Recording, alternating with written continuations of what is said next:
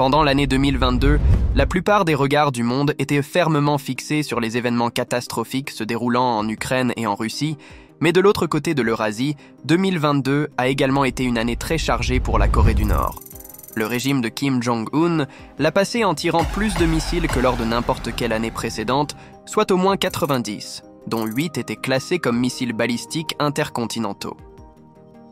Parmi ces 8 tests de missiles intercontinentaux figurait celui record réalisé le 24 mars lorsque la Corée du Nord a tiré un missile depuis près de Pyongyang qui a atteint plus de 6000 km au-dessus de la surface de la Terre en environ 71 minutes de temps de vol. Le missile s'est incliné et s'est écrasé dans la mer du Japon, juste au sud-ouest de l'île japonaise de Hokkaido. Ce test a atteint l'altitude la plus élevée d'un missile jamais tiré par les Nord-Coréens à ce jour. Une analyse de la trajectoire et du temps de vol du missile suggère une nouvelle réalité troublante. Il est probable que quel que soit le missile que les Nord-Coréens ont tiré ici, il possède la capacité de frapper des cibles à une portée d'environ 15 000 km. Cela est effrayant car cela place désormais presque l'ensemble du monde en dehors de l'Amérique du Sud à portée des missiles nord-coréens, ce qui inclut bien sûr l'ensemble du territoire américain. Mais ce test n'était même pas le seul lancement record de missiles que la Corée du Nord a réalisé en 2022. Plusieurs mois plus tard, en octobre, ils battraient également leur record de missiles en termes de distance. Le 4 octobre, les Nord-Coréens ont tiré un missile balistique de portée intermédiaire depuis le nord, qui a traversé la mer du Japon et l'espace aérien au-dessus du nord de Honshu, avant de s'écraser loin à l'est dans l'océan Pacifique, à environ 4600 km de distance.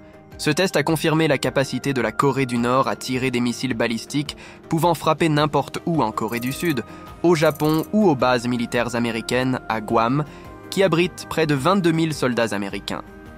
Et maintenant, avec près d'une centaine de missiles tirés au cours de l'année écoulée, le Nord se prépare probablement à effectuer son 7e essai d'armes nucléaires. La dernière fois que le Nord a détoné une bombe nucléaire de ce type remonte à 2017. L'explosion générée par celle-ci était déjà estimée à environ 50 kilotonnes, soit environ 2 fois la puissance de la bombe atomique larguée sur Hiroshima par les États-Unis en 1945. On ignore la puissance exacte de leur prochain test, mais ce qui est clair, c'est que la capacité de la Corée du Nord à livrer des ogives nucléaires au bout de ses missiles progresse rapidement. Et ce ne sont pas seulement leurs armes nucléaires stratégiques en développement qui peuvent, théoriquement, livrer des bombes capables de détruire des villes n'importe où aux États-Unis. Le prochain objectif sur la liste des armes nord-coréennes sont les armes nucléaires tactiques, et une fois qu'elles les auront acquises, arrêter le régime de Kim deviendra un coup presque impossible à supporter pour quiconque. Vous voyez, les armes nucléaires tactiques diffèrent considérablement des armes nucléaires stratégiques à quelques égards critiques. Les bombes tactiques sont nettement plus petites et ont une portée plus courte. Elles sont destinées uniquement à être utilisées pour atteindre des objectifs militaires limités sur le champ de bataille. Elles peuvent être tirées comme de l'artillerie et leur autorisation de déploiement peut être placée entre les mains des commandants sur le terrain, ce qui contraste avec les armes nucléaires stratégiques, les grands et effrayants ICBM qui peuvent voyager entre les continents et anéantir des villes entières, dont l'utilisation est souvent considérée uniquement en dernier recours et où l'autorisation de tir est entièrement placée entre les mains du chef de l'État. Dans le cas de la Corée du Nord, ils ont déjà des armes nucléaires stratégiques, mais celles-ci sont largement inutiles pour la dissuasion tout seul. En cas de guerre totale entre la Corée du Nord et la Corée du Sud ainsi que les États-Unis, la Corée du Nord sait qu'elle est garantie à 100% de perdre un conflit conventionnel. Les États-Unis ont près de 30 000 soldats déployés en Corée du Sud, environ 50 000 à proximité au Japon et 22 000 de plus relativement proches à Guam, tandis que la flotte du Pacifique des États-Unis, basée à Hawaï, est la plus grande de toutes les flottes américaines, avec 250 000 Marines, 2000 avions et 200 navires sous son commandement, prêts à être déployés en cas de guerre. Les États-Unis et la Corée du Sud ont une technologie significativement meilleure, ce qui garantit presque qu'ils submergeraient rapidement les défenses aériennes primitives de la Corée du Nord et atteindraient une supériorité aérienne totale, leur permettant de pilonner les défenses et les troupes au sol avec une impunité quasi totale. Il suffit de regarder à quelle vitesse les États-Unis ont envahi l'Irak en 2003 comme exemple principal. En un peu plus de 5 semaines, Leur supériorité aérienne écrasante et leur invasion terrestre les ont amenés à renverser le régime de Saddam Hussein et à infliger des dizaines de milliers de morts à son armée, technologiquement inférieure, tout en ne subissant moins de 200 décès.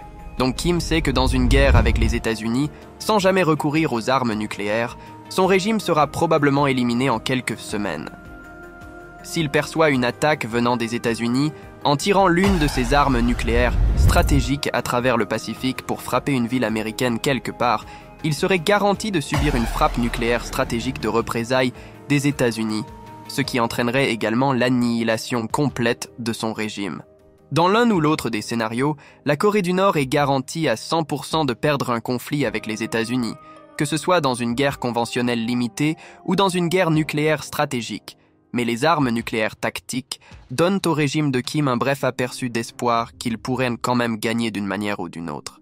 Dans un scénario où il dispose de missiles à courte portée équipés d'armes nucléaires tactiques, le régime de Kim, pour une raison quelconque, perçoit une invasion ou une attaque imminente venant des États-Unis et ou de la Corée du Sud, les armes nucléaires tactiques pourraient être tirées dans le cadre d'une politique de première frappe, afin de neutraliser la menace conventionnelle immédiate sur la péninsule avant qu'elle puisse être utilisée pour désarmer le Nord.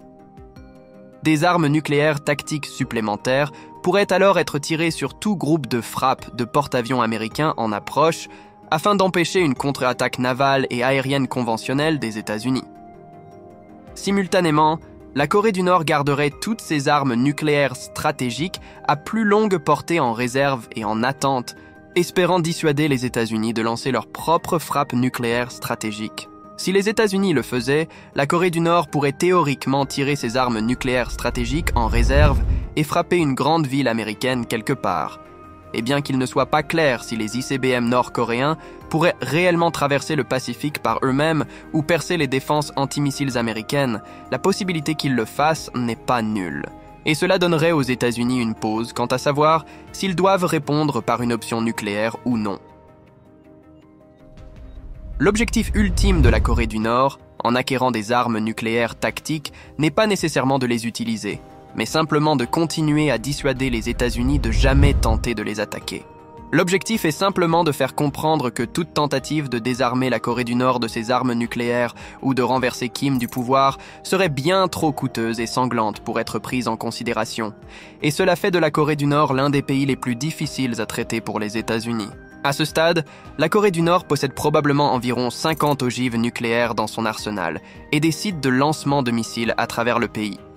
Si les États-Unis mènent une attaque dans le pays en essayant de localiser et d'éliminer rapidement toutes les ogives nucléaires de la Corée du Nord avant qu'elles ne puissent être déployées, il y a toujours la possibilité qu'ils en manquent une ou deux qui pourraient ensuite être lancées sur la Corée du Sud, le Japon ou même le continent américain.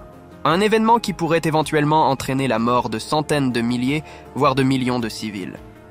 Et même sans toutes les ogives, le Nord possède toujours un dissuasif conventionnel redoutable à une invasion.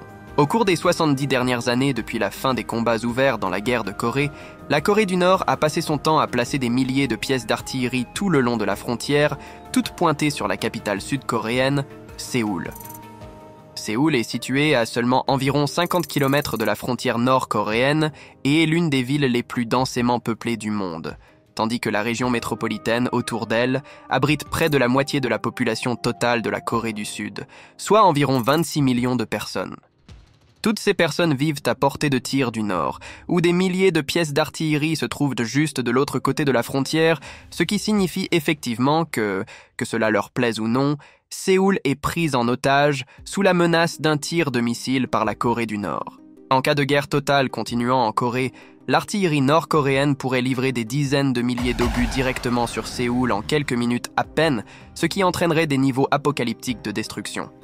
La Corée du Sud a même mené une simulation sur ce scénario exact en 2004, qui a évalué qu'au cours des premières 24 heures d'un conflit à grande échelle avec le Nord, jusqu'à 2 millions de victimes pourraient être subies, principalement infligées par les tirs d'artillerie nord-coréens sur Séoul, et cela avant que le Nord ne possède des armes nucléaires et avant que la guerre au sol ne commence. Cela signifie finalement qu'il n'y a pas de moyen possible de confronter militairement la Corée du Nord sans se retrouver avec des millions de victimes quelque part. Alors, qu'en est-il des moyens alternatifs pour essayer de les arrêter ? Il y a des sanctions économiques punitives, mais il est très difficile de les utiliser pour arrêter la Corée du Nord pour quelques raisons majeures. Premièrement, la Corée du Nord est déjà tellement sanctionnée qu'elle est largement isolée du système commercial mondial, de sorte que des sanctions supplémentaires ne font que rendre sa situation encore pire qu'elle ne l'est déjà. Deuxièmement, isoler complètement la Corée du Nord du monde extérieur est difficile en raison de la Chine.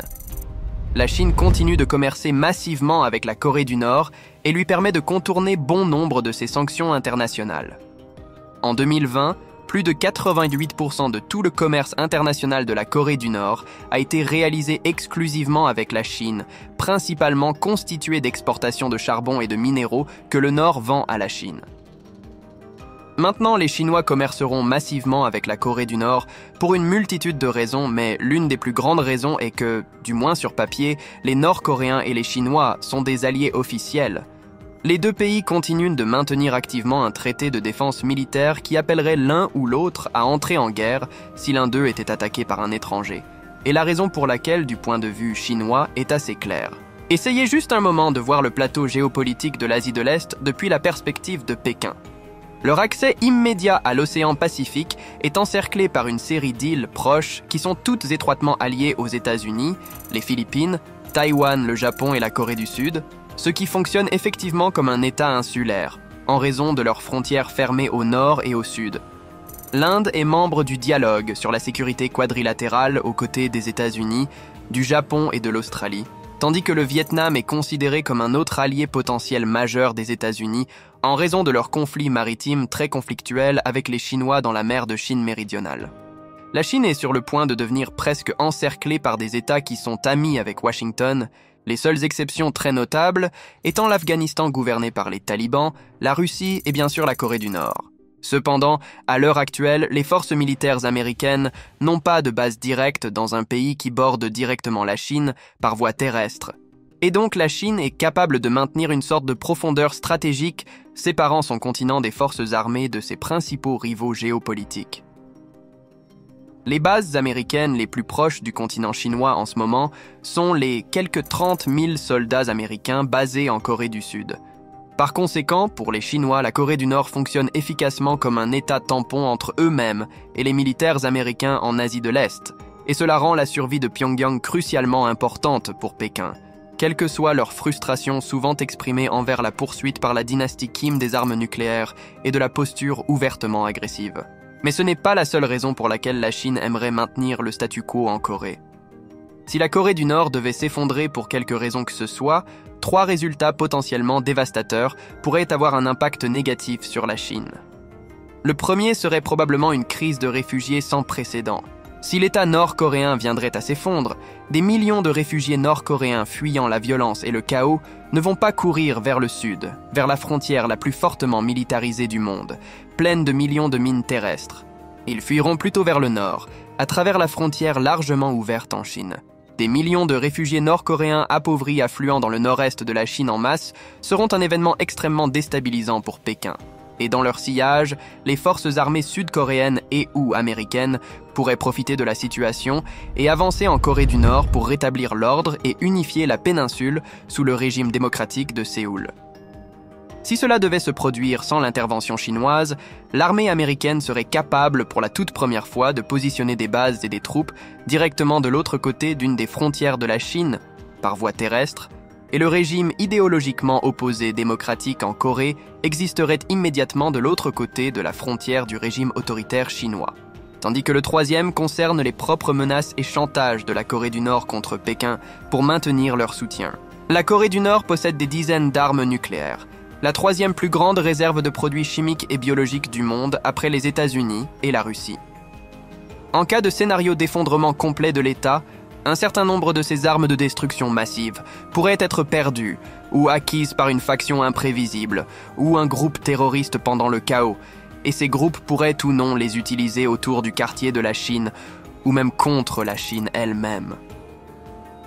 La Chine devrait faire face à ces 3 scénarios terribles si l'État nord-coréen s'effondrait soudainement et le régime de Kim est bien conscient de ce levier de chantage sur Pékin. La Chine n'a vraiment pas d'autre choix que de continuer à soutenir financièrement et militairement la Corée du Nord, du moins jusqu'à un point où l'État ne serait plus garanti de s'effondrer et de causer tous ces problèmes. Malgré la frustration de la Chine à l'égard de la Corée du Nord, cette dernière a essentiellement le pouvoir de faire pression sur la Chine pour qu'elle continue à la soutenir. C'est pourquoi il est pratiquement impossible de persuader la Chine de coopérer pleinement sur les sanctions financières visant à déstabiliser le commerce entre la Corée du Nord et la Chine.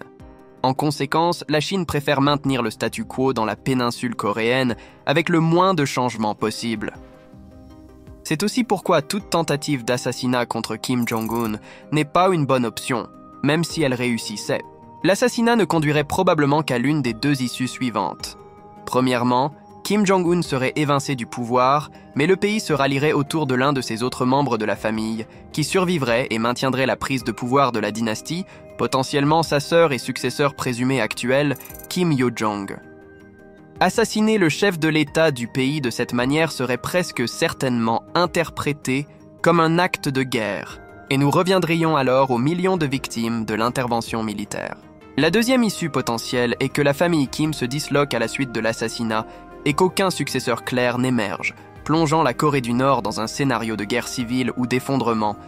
Et nous en reviendrions à nouveau au dilemme de sécurité de la Chine, qui serait probablement encline à intervenir d'une manière ou d'une autre pour maintenir le statu quo autant que possible, potentiellement en installant simplement un gouvernement fantoche qui reste favorable à Pékin. Ensuite, il y a la négociation. Mais négocier avec la Corée du Nord pour se débarrasser de ses armes nucléaires n'est pas très susceptible de fonctionner non plus, étant donné la perspective de Pyongyang et l'histoire récente. Bien que les combats à grande échelle de la guerre de Corée aient pris fin il y a 70 ans en 1953, avec un cessez-le-feu, la Corée du Nord n'a jamais signé de traité de paix formel, mettant fin à l'état de guerre entre elle-même et le Sud et les États-Unis. Ils font face à des dizaines de milliers de soldats américains immédiatement en face de leurs frontières, ainsi qu'à plus d'un demi-million de soldats sud-coréens en service actif, avec un état de guerre formel qui se poursuit. Après l'effondrement de l'Union soviétique au début des années 1990, la Corée du Nord a perdu son principal partenaire de sécurité et a rapidement réalisé que, avec son énorme infériorité conventionnelle par rapport aux États-Unis, sa meilleure et peut-être unique chance de survie était probablement d'acquérir des armes nucléaires pour dissuader toute attaque imminente. D'ici 1994, ils récoltèrent déjà du plutonium de qualité militaire dans leur principal site nucléaire à Yongbyon, et les États-Unis, sous l'administration Clinton, ont commencé à se préparer à la guerre. Un plan a été élaboré à la Maison-Blanche pour envoyer des chasseurs furtifs et des missiles de croisière pour attaquer et détruire les installations nucléaires autour de Yongbyon avant qu'une bombe puisse être développée avec succès, mais tout cela a été annulé presque au dernier moment par crainte que cela ne déclenche une guerre à grande échelle. L'administration Clinton a alors opté pour la diplomatie en 1994, avec l'accord-cadre dans lequel le Nord a accepté de geler son programme d'armes nucléaires en échange de fournitures de combustibles alternatives des États-Unis et de la normalisation éventuelle des relations. Cet accord, cependant, n'a pas duré longtemps. En 2002, un nouveau président était à la Maison-Blanche qui, après les attentats du 11 septembre, désignerait la Corée du Nord, ainsi que l'Iran et l'Irak, comme faisant partie de son soi-disant axe du mal. La Corée du Nord est un régime armé de missiles et d'armes de destruction massive, tout en affamant ses citoyens. L'Iran poursuit agressivement le développement de ses armes et se montre encore aujourd'hui hostile aux États-Unis. L'Irak continue aussi de montrer son hostilité envers l'Amérique. Le régime irakien a comploté pour développer l'anthrax, un gaz neurotoxique et les armes nucléaires depuis plus d'une décennie. Des États comme ceux-ci et leurs alliés constituent un axe du mal pour les États-Unis, armés pour menacer la paix du monde en cherchant des armes de destruction massive. Ensuite, au cours de l'année 2002, il est devenu évident que l'administration Bush se préparait à une invasion à grande échelle de l'un de ses membres. L'Irak de Saddam Hussein avait abandonné son programme d'armes nucléaires auparavant et était maintenant impuissant à arrêter l'invasion conventionnelle, et voyant la tournure des événements, la Corée du Nord a choisi de se retirer formellement du traité de non-prolifération nucléaire en janvier 2003, devenant le seul pays à l'avoir jamais signé et retiré ensuite. Les États-Unis ont envahi l'Irak seulement quelques mois plus tard, et la Corée du Nord a réussi à faire exploser sa première arme nucléaire seulement 3 ans après, en 2006. Et depuis l'Irak en 2003, Il y a aussi eu 2 autres pays qui ont soit poursuivi, soit possédé des armes nucléaires et les ont abandonnées volontairement, pour ensuite être attaqués ou envahis par des puissances étrangères hostiles. La Libye de Mouammar Kadhafi, attaquée par l'OTAN en 2011 après avoir accepté de mettre fin à son programme d'armes nucléaires en 2003, et l'Ukraine, attaquée par la Russie en 2014 et à nouveau en 2022 après avoir cédé environ 1700 têtes nucléaires en 1994 en échange de garanties de sécurité qui ont manifestement été rompues.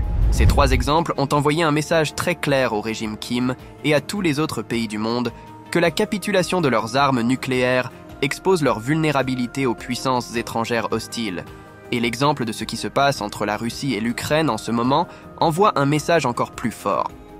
Les États-Unis et l'OTAN, nettement supérieurs sur le plan militaire, ont tous refusé de mettre en œuvre une zone d'exclusion aérienne au-dessus de l'Ukraine ou de s'engager directement avec une armée russe par peur de l'arsenal nucléaire russe. Contrairement aux interventions américaines rapides contre des adversaires qui ne possédaient pas de dissuasion nucléaire, comme en Afghanistan, en Irak, en Libye, en Syrie et bien d'autres encore. Le régime Kim sait que ses armes nucléaires sont son bouclier contre toute intervention provenant de l'Ouest, et les convaincre du contraire par la diplomatie, les sanctions économiques ou l'intervention militaire est presque certainement voué à l'échec, surtout tant que les États-Unis maintiennent une posture agressive en Corée du Sud. Alors, quelle option, le cas échéant, reste-t-il pour traiter avec la Corée du Nord? La simple vérité est qu'à ce stade, il n'y a vraiment plus d'options viables. Et c'est pourquoi aucun président américain ni sud-coréen n'a jamais pu trouver de solution à long terme à ce problème depuis plus de 70 ans. Le problème ne fera que s'aggraver au cours des prochaines décennies, car la Corée du Sud est presque certaine de s'affaiblir par rapport à la Corée du Nord avec le temps. Vous voyez, la population de la Corée du Sud est actuellement en crise. À l'heure actuelle, la Corée du Sud a le taux de fécondité le plus bas de tous les pays du monde, avec seulement 1,1 enfant par femme. C'est une tendance qui s'est développée pendant des décennies et par conséquent, la population de la Corée du Sud a essentiellement déjà atteint son maximum. Actuellement, la population sud-coréenne est d'environ le double de celle de la Corée du Nord, mais au cours des prochaines années, la population sud-coréenne devrait diminuer, tandis que celle de la Corée du Nord restera plus ou moins la même, car les démographies de la Corée du Nord sont comparativement bien plus saines. Les femmes nord-coréennes ont toujours en moyenne environ le double du nombre d'enfants que les femmes sud-coréennes ont, soit environ 1,9 naissances par femme, ce qui conduit à une statistique intéressante. Le nombre d'enfants de 14 ans et moins dans les 2 pays est à peu près équivalent, avec environ 6 millions en Corée du Nord et 6,2 millions en Corée du Sud. Si ces tendances se poursuivent, cela signifie qu'au cours des 20 à 30 prochaines années, le nombre d'hommes en âge de combattre dans les 2 pays sera effectivement égalisé, et l'avantage en main-d'œuvre du Sud qu'il jouit aujourd'hui sera perdu, d'autant plus que le Nord utilise des lois de conscription beaucoup plus sévères qui obligent tous leurs hommes à servir dans les forces armées pendant au moins 10 ans, comparé aux 18 mois que le Sud utilise actuellement pour tous ses hommes. Cela signifie que si les lois restent inchangées et que le réservoir de main-d'œuvre s'égalise, le Nord aura beaucoup plus d'hommes en service actif et prêts au combat que le Sud. Si, pour quelque raison que ce soit, au cours des 20 à 30 prochaines années, les États-Unis décident de se retirer de leurs garanties de sécurité actuelles avec la Corée du Sud, alors encore pire. La Corée du Sud vieillissante et en déclin rapide de population au cours des prochaines décennies, cela présage une capacité réduite à maintenir leur machine économique hyper compétitive qui finance leur armée. Dans 30 ans, la population sud-coréenne devrait passer de 52 millions à seulement 44 millions. Tandis que le pourcentage de ces 44 millions de personnes de plus de 64 ans, généralement à la retraite et ne contribuant plus à l'économie, sera d'environ 40%, ne laissant qu'environ 26 millions de Sud-Coréens âgés de moins de 64 ans pour soutenir 18 millions de personnes âgées à la retraite, comparativement à 43 millions de Sud-Coréens âgés de moins de 64 ans qui soutiennent seulement 9 millions de personnes âgées à la retraite aujourd'hui. C'est un calcul économique dangereux pour la Corée du Sud. Et à moins qu'elle ne recoure à l'immigration pour remplacer les travailleurs qu'elle perd ou qu'elle ne s'adapte avec une sorte d'automatisation du travailleur, son économie axée sur les exportations est à un niveau de risque de fléchissement. Tandis que la Corée du Nord restera probablement plus ou moins la même qu'aujourd'hui. Cela signifie vraiment que la meilleure stratégie de la Corée du Nord pour continuer à combattre la guerre de Corée est essentiellement de ne rien faire et d'attendre les 20 à 30 prochaines années, pendant que son avantage en main-d'œuvre augmente régulièrement par rapport au Sud, tout en maintenant tous ses ennemis les plus puissants à distance avec des menaces nucléaires continues, et simplement espérer que les États-Unis se retirent pour une raison quelconque du Sud pendant cette même période. Un scénario qui devient de plus en plus plausible si l'utilité économique de la Corée du Sud pour Washington commence à s'éroder progressivement. Si tout cela se met en place de cette façon, le Sud sera en difficulté, et ils le savent. Contrairement au levier de chantage étendu de la Corée du Nord sur la Chine, la Corée du Sud n'exerce presque aucun levier sur les États-Unis et, par conséquent, craignant la menace croissante des missiles et de la rhétorique belliqueuse de la Corée du Nord, l'expansionnisme croissant de la Chine et la possibilité que les États-Unis ne prennent pas ces garanties de sécurité aussi au sérieux à l'avenir que précédemment, les États-Unis pourraient devoir être prêts à ce que la Corée du Nord ne soit plus le seul État armé de nucléaire sur la péninsule coréenne. Un sondage mené en février 2022 a révélé que près de 71% des Sud-Coréens étaient favorables à l'acquisition par leur pays de ses propres armes nucléaires, tandis qu'un autre sondage, quelques mois plus tard, a révélé que près de 64% des Sud-Coréens le soutenaient, même si cela mettait leur pays en violation ouverte du traité de non-prolifération nucléaire, un fait qui transformerait probablement Séoul en paria international dans une grande partie du monde.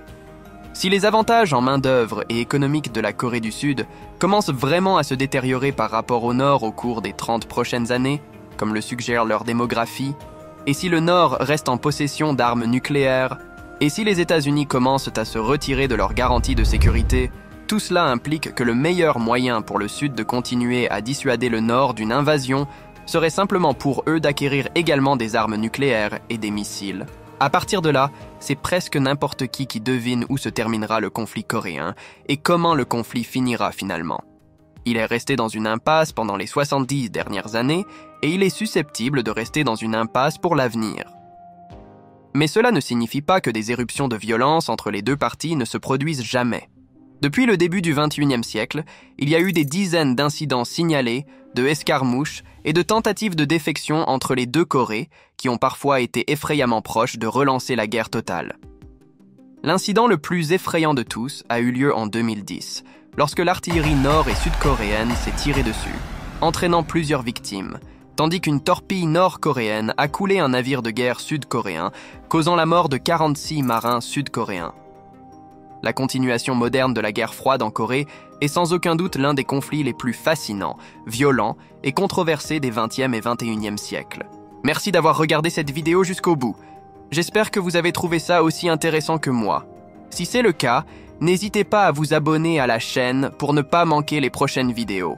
Et si vous avez apprécié celle-ci, n'oubliez pas de laisser un pouce bleu pour nous montrer votre soutien. Vos commentaires et suggestions sont toujours les bienvenus. En attendant, cliquez ici pour voir la vidéo sur la potentielle invasion de la Biélorussie sur l'Ukraine.